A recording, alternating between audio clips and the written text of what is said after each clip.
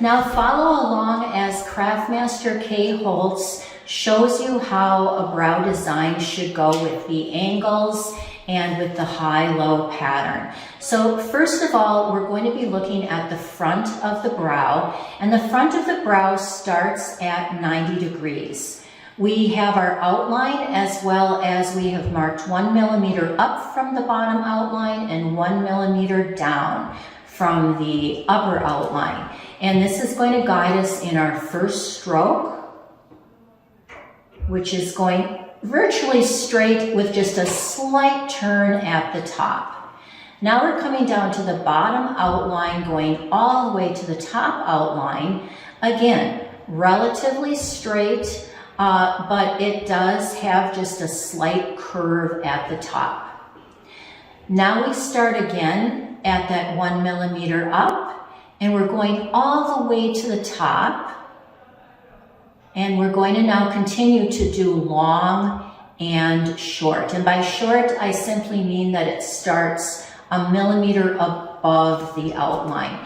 And we do that all the way to our spine, the beginning of our spine, where now we will put in our transition stroke before we begin to finish the bottom. And at this point too, we are starting to go to a 75-degree angle, which will then gradually lay down like dominoes or like a clock hand to 45 until at the very end we'll be at 0 degrees.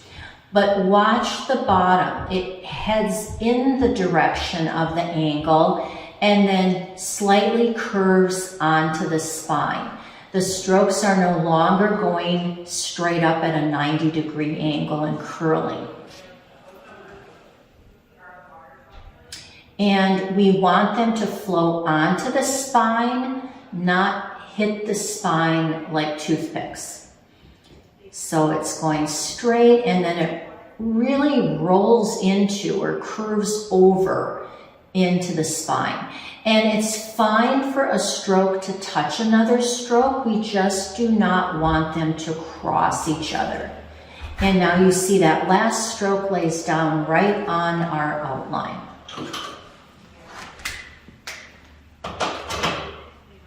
Now we need to put in our transition stroke, and the transition stroke really flows from the front. So we look at the front and we literally come up and over, almost as if we were going to make a circle. And it circles onto the top, and that's where we put our first small stroke. It's not a big long stroke, it's a smaller one. And then we can continue to put our top strokes in, kind of a soft C to start, and then they get straighter as we get to the very proper tail portion. You'll notice they're not pointing down, they are pointing toward the tip of the tail. We don't want pendulous hair strokes. Hair doesn't grow that way. Now we're going to fill in, and you can see that we can add strokes from the bottom as well as then build on the top so that we get that wonderful flow. And we're simply adding on to those first strokes to extend them somewhat. So it's like branches that we are bringing down, keeping as much as possible that 1 millimeter, 0.75 millimeter space between.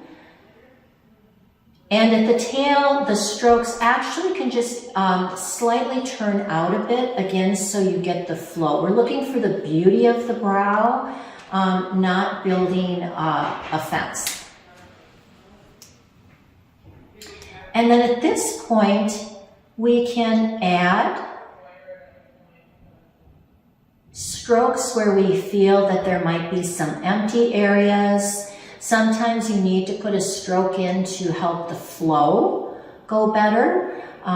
In the transition area, very often it needs a couple tiny little strokes filled in to really get that circular flow.